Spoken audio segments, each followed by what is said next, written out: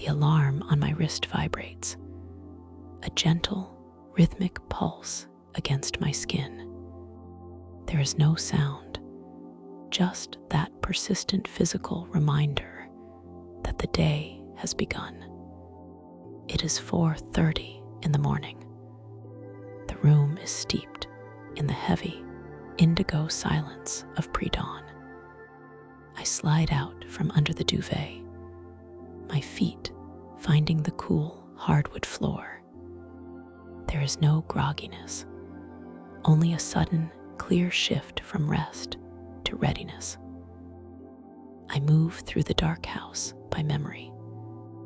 In the kitchen, the routine is precise.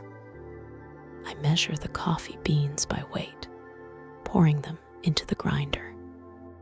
The machine whirs, a low, consistent hum that fills the empty space for exactly 15 seconds. I transfer the grounds to the filter and pour the water.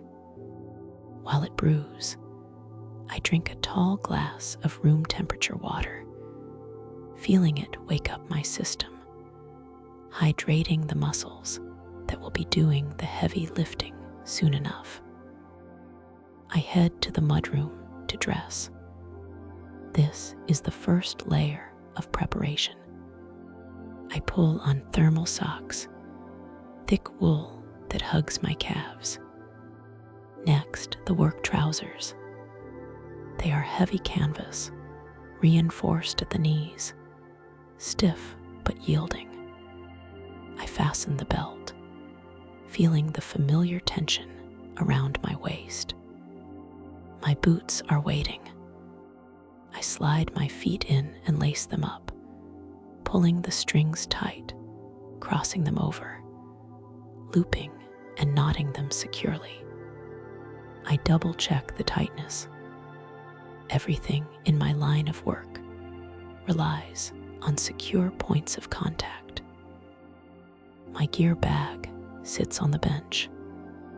It is a heavy, disorganized-looking thing to an outsider, but to me, it is an organized catalog of tools. I open the main zipper. The sound is a long, raspy tear in the quiet room. I run my hand over the equipment. I check the harness first. I run my fingers along the webbing, checking for frays, for stiff spots, for any sign of wear. It is smooth and strong. I check the buckles. They are cold metal, heavy and substantial. I click them together and apart, listening for the sharp, metallic snap that tells me the mechanism is flawless. I pick up my primary squeegee handle. It has a custom grip, molded to my hand over years of use.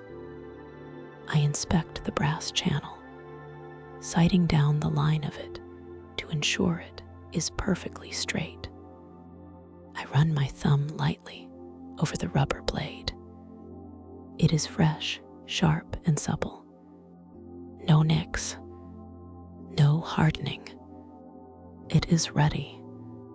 I pack 3 spare rubbers, a scrim cloth folded into a perfect square, and my helmet. I zip the bag closed. The drive to the city is a meditation. I drive a white service van, the cabin smelling faintly of soap concentrate and nylon rope. The streets are empty. The traffic lights cycle through their colors for no one but me, washing the intersections in lonely greens and reds. I keep the radio off. I prefer the sound of the tires on the asphalt, the hum of the engine, the wind moving over the frame of the vehicle. As I approach the city center, the skyline rises up like a jagged graph against the lightning purple sky. I see my target for the day, the Meridian Tower, 60 stories of glass and steel, reflecting the early morning gloom. It stands tall and silent, a mountain waiting to be climbed.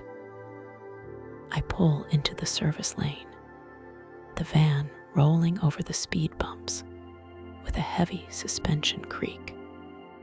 I park in my designated bay, right next to the freight elevator access. I kill the engine. For a moment, I just sit there, breathing in the stillness. I step out, the air in the parking garage cool, and smelling of concrete and damp earth. I shoulder my bag and walk to the service door. I swipe my keycard. The reader beeps, a small affirmative chirp, and the magnetic lock disengages with a heavy clunk. I push the door open and step into the fluorescent hum of the building's interior. The freight elevator is waiting. I press the call button, and the doors slide open immediately. Inside, the walls are padded with thick, quilted blankets to protect the finish from cargo. I press the button marked roof. The elevator lurches upward, a smooth ascent that I feel in my knees. I watch the floor numbers tick upward on the digital display. 10, 20, 40, 60. The elevator stops. The doors open. I step out into the mechanical penthouse. The air here is warmer, filled with the drone of massive HVAC units and the smell of ozone. I climb the final short flight of steel stairs to the roof access door. I push the crash bar. The door swings outward and the wind hits me. It is not a gale, just a steady, high-altitude current that is always present up here. The sky is a pale gray now, the sun threatening to break the horizon. The city spreads out below, a grid of waking lights and moving shadows. I walk to the edge, my boots crunching on the gravel ballast of the roof. I look over the parapet. The glass drops away straight down, a sheer cliff face of windows. I set my bag down on a flat section of the roof. I take out my harness. I step into the leg loops, pulling them up over my thighs. I tighten the waist belt, pulling the strap until it is snug, checking the buckle. I roll my shoulders, feeling the weight of the gear settle.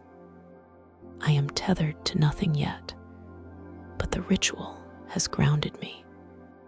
I am awake. I am prepared. The glass is waiting. My harness hugs my hips and thighs, a snug, weighted embrace that feels like a second skin. I am suspended 40 stories above the pavement, but I do not look down. My world is horizontal, not vertical. My world is the 5 feet of glass directly in front of me. I adjust the lever on my descender. The device is cool metal in my gloved hand. I squeeze the handle gently, feeding the kernmantle rope through the cam. I drop 6 inches, coming to a soft stop exactly where I need to be. The rope hums, a low vibration that travels up the line and settles in my core. I am locked in, stable. To my right hangs the bucket. It is a rectangular vessel, bright yellow, filled halfway with my specific mixture. Water, a precise ratio of slip solution, and a dash of dish detergent for the grease. It smells clean, like lemons and rain. I reach in and withdraw the washer wand. The sheepskin sleeve is heavy, saturated with the soapy liquid.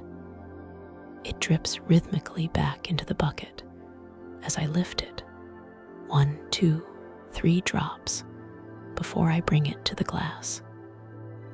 The application is aggressive but controlled. I press the wet wool against the pane. There is a satisfying, wet slap as the tool meets the surface. I begin to scrub. I work the wand in tight, overlapping circles, agitating the film of city grime, pollen, and dust that has clung to the building's skin. The soap foams up, turning the transparent glass into a wall of white, opaque bubbles. I can feel the texture of the dirt through the handle of the wand, a slight grit that smooths out as the soap does its work. Now the transformation. I holster the wet wand and draw the squeegee. It is a brass handle, heavy and balanced, fitted with an 18-inch channel and a blade of fresh, razor-sharp rubber. I run my thumb lightly along the edge of the rubber to ensure there are no nicks. It is perfect. I start at the top left corner. I press the blade against the glass, creating a dry seal. I pull horizontally to the right corner, cutting a sharp, clear line through the foam. Then, without lifting the blade, I pivot. This is the fanning technique. It is a dance of the wrist. I turn the handle, guiding the rubber down and back to the left in a smooth, serpentine arc. The sound is a deep, quiet friction, a low, thrumming noise that only exists when the pressure is perfect. If I press too hard, the blade drags. If I press too softly, I leave streaks. I have found the middle ground, the sweet spot where the rubber glides like it is on ice, yet bites the glass enough to strip away every molecule of water. Left to right, pivot, right to left, pivot. I watch the water cascade down the pane, chased by the rubber blade. I am steering a river. I guide the dirty water down toward the bottom sill, trapping it, controlling it. With a final, decisive sweep across the bottom edge, the pane is clear. I holster the squeegee and grab my scrim. It is a piece of well-worn linen, softened by years of use. I wrap it around my index finger. I run my finger along the rubber gaskets that frame the window, catching the tiny beads of water that hide in the corners. This is the detail work, the difference between a clean window and a perfect window. I lean back in my chair to inspect. The glass has vanished. All that remains is the reflection of the clouds drifting behind me, overlaid on the office furniture inside the building. I squeeze the descender again. The rope feeds. I drop another 5 feet. The rhythmic click of the gear is the only sound in the sky. The process repeats. Dunk, scrub, squeegee, wipe, drop, dunk, scrub, squeegee, wipe, drop. A flow state takes over. My mind empties of thoughts, replaced entirely by the mechanics of the task.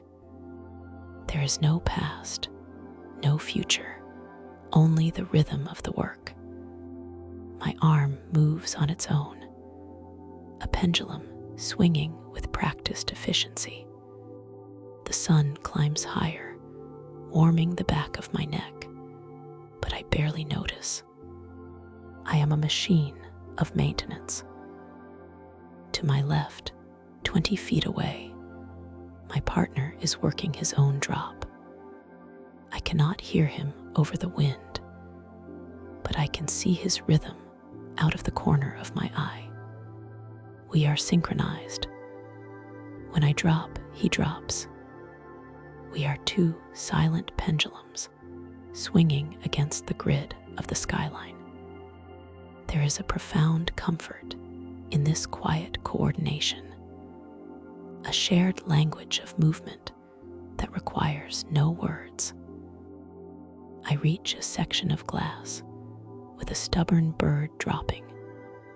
It disrupts the glide. I pause, breaking the rhythm for just a second. I pull a small, flat scraper from my belt. With a gentle metallic rasp, I lift the debris from the surface, careful not to scratch the coating. I wipe the blade, holster it, and re-soap the spot. The rhythm resumes immediately. The interruption was just a syncopated beat in the song. Time compresses. What feels like 10 minutes is actually an hour. The bucket grows lighter as the water is transferred to the building, washing away the gray film of the atmosphere. My shoulders burn with a pleasant, low-level fatigue, the kind that tells you the muscles are working exactly as they were designed to. I look at the glass in front of me. It is invisible. I am not just cleaning a building. I am restoring clarity. I am removing the barrier between the people inside and the world outside. It is honest work. It is tangible. I check my rope bag. The coil is getting smaller. I have cleared 20 floors. I adjust my seat, shifting my weight to keep the blood flowing in my legs. I dip the wand into the bucket again. The water is still warm. The soap still smells of lemons. I lift the heavy wool, watch the 3 drops fall, and press it against the next pane. The work continues. The flow is unbroken. The electric hum of the motor cuts out, leaving a sudden, expansive silence. I have reached the mechanical landing of the 45th floor, the designated stopping point for the midday break. I engage the primary locking mechanism on the stage. It settles into place with a heavy, reassuring clunk. I give the railing a firm shake, a habit born of years of experience, confirming the platform is static and secure against the side of the building. I unclasp the safety line from the primary anchor point on the rig.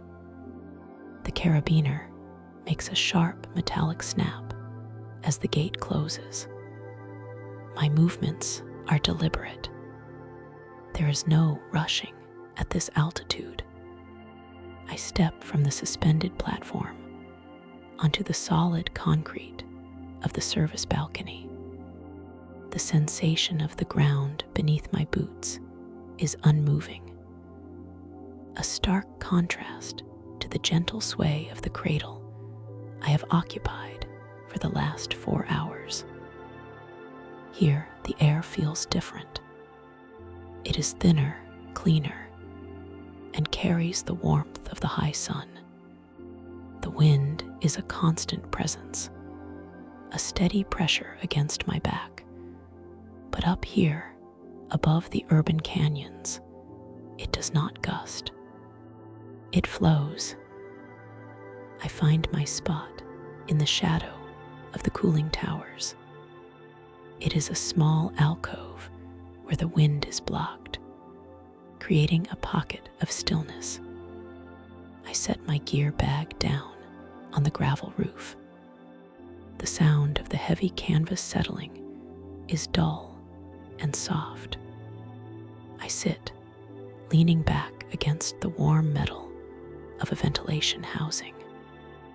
My legs stretch out, the muscles in my calves relaxing after hours of balancing. I reach for my lunch pail.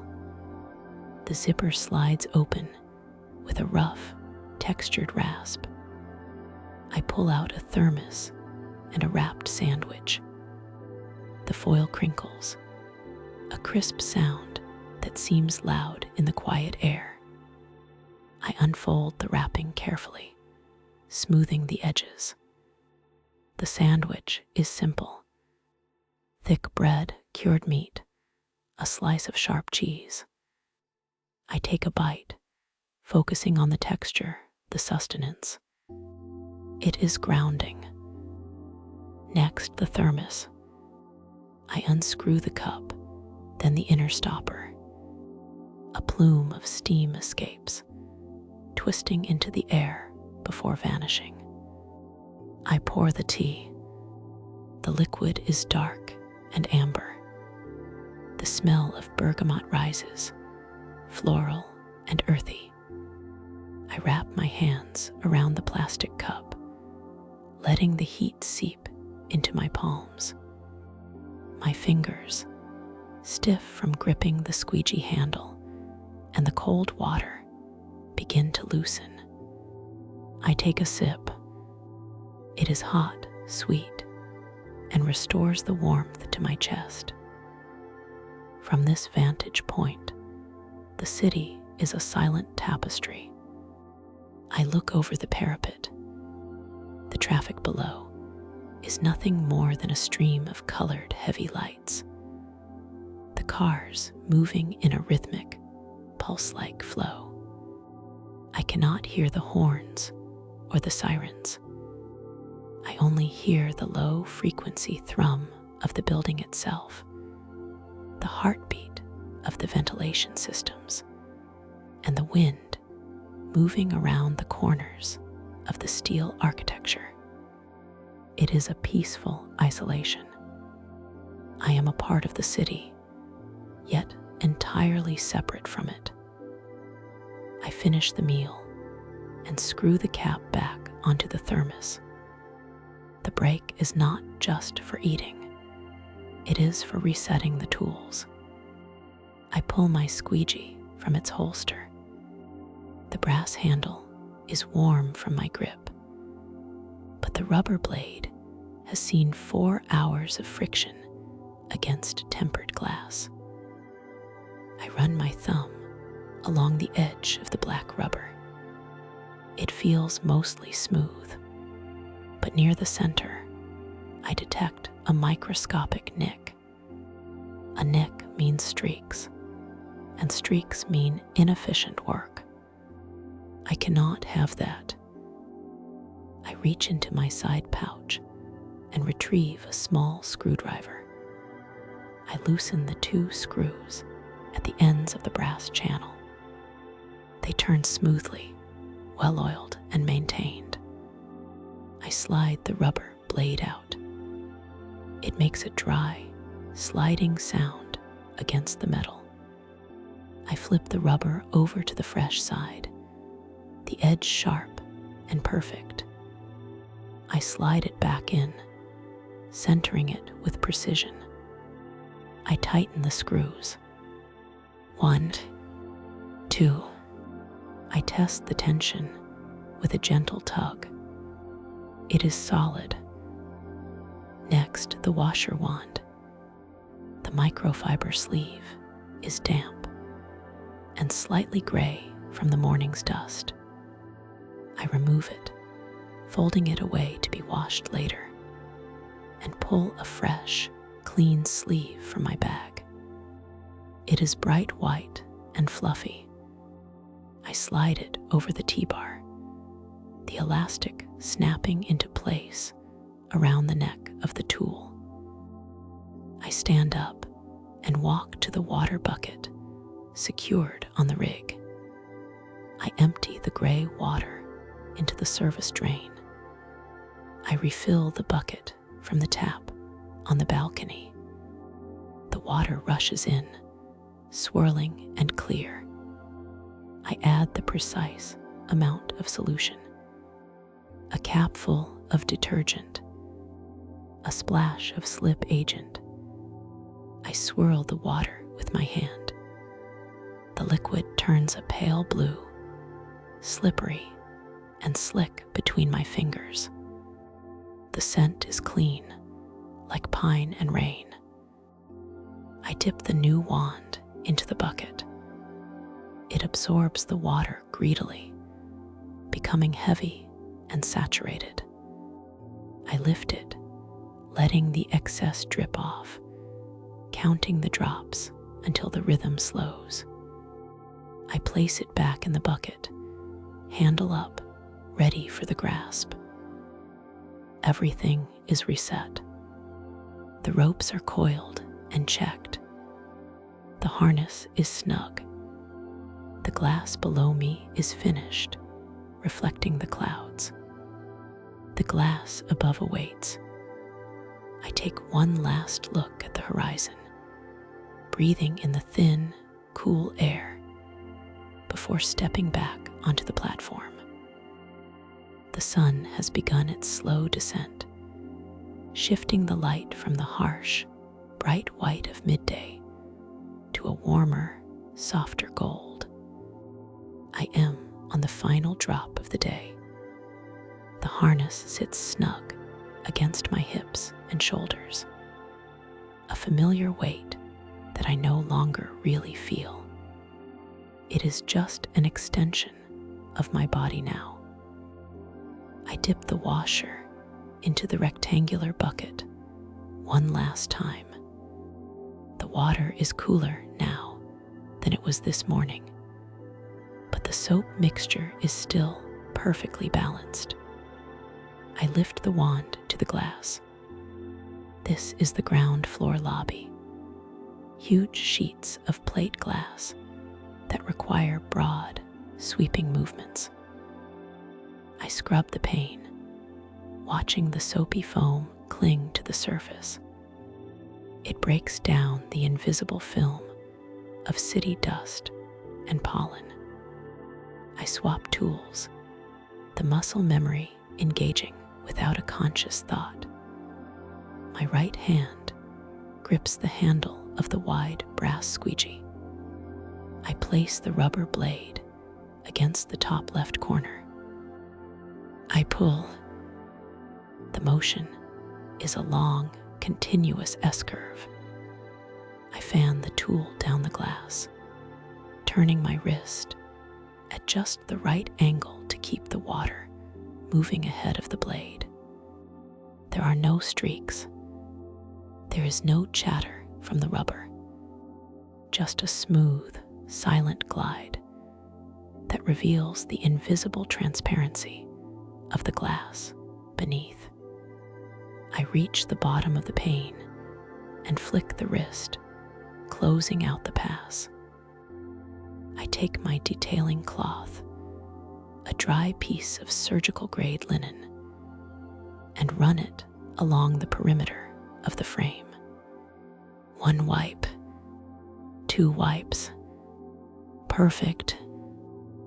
The job is done. I step back to the service van to begin the breakdown. This part of the day is just as important as the cleaning itself. A disorganized van means a chaotic morning tomorrow, and I do not allow chaos in my work. I unclip the bucket from my belt. I walk to the drainage grate and pour out the gray water. It swirls away, taking the day's dirt with it. I rinse the bucket with fresh water from the tank in the van, wiping the yellow plastic until it is dry and clean. Next are the squeegees. I press the release on the brass handle and slide out the rubber blade. I hold it up to the light, checking for nicks or wear. This one has done its job. I toss it into the recycling bin and slide a fresh, sharp blade into the channel for tomorrow. I snap the clip shut. The sound is a crisp, metallic click. I move to the ropes. This is a meditative process. I take the end of the safety line and begin to coil it. Hand over hand, loop over loop. I ensure each circle is the same size as the one before it. The rope is heavy and stiff, built to hold thousands of pounds. I feel the texture of the weave against my palm. When the coil is finished, I wrap the end around the middle and knot it securely. I place it on its hook in the back of the van. I stow the signs. I retract the cones. I slide the extension poles into their designated tubes on the roof rack. Everything has a silhouette, a specific home where it fits perfectly. When the last carabiner is hung up, I close the rear doors of the van. The latch engages with a solid final thud. I walk around to the driver's side and climb in. I sit for a moment before turning the key. I look up. The building towers above me, 40 stories of steel and glass. It is reflecting the orange sunset now, burning like a torch against the deepening blue sky. It looks sharp. It looks pristine. I did that. I start the engine. The vibration travels up through the seat, loosening the tension in my lower back. I pull out into the traffic, merging into the flow of the city. The drive home is quiet. I do not play music. I just listen to the hum of the tires on the asphalt and the rhythm of the turn signal. By the time I reach my driveway, the sky is violet. I walk into my home, leaving my work boots by the door. I can feel the physical fatigue now, a heavy, pleasant tiredness in my triceps and forearms. It is the feeling of energy well spent. I take a hot shower. The water drums against my shoulders, washing away the smell of traffic and soap. I scrub my hands, watching the last of the day's work swirl down the drain. I dry off with a thick, soft towel. I move to the bedroom. The room is cool and dark. I pull back the covers and slide between the sheets. The fabric is crisp and smooth against my skin. As I lay my head on the pillow, I feel a faint, phantom swaying sensation. It is the memory of the suspended platform, the gentle rock of the wind. It is not dizzying. It is comforting, like being rocked in a cradle. I close my eyes. My breathing slows, matching the rhythm of the squeegee I wielded all day. Breathe in, breathe out. Smooth, consistent. The image of the glass appears in my mind, clear and flawless, reflecting the clouds. My body sinks deeper into the mattress. The tools are clean. The ropes are coiled. The knots are tied. The work is finished. I drift into the deep, heavy sleep of a job well done.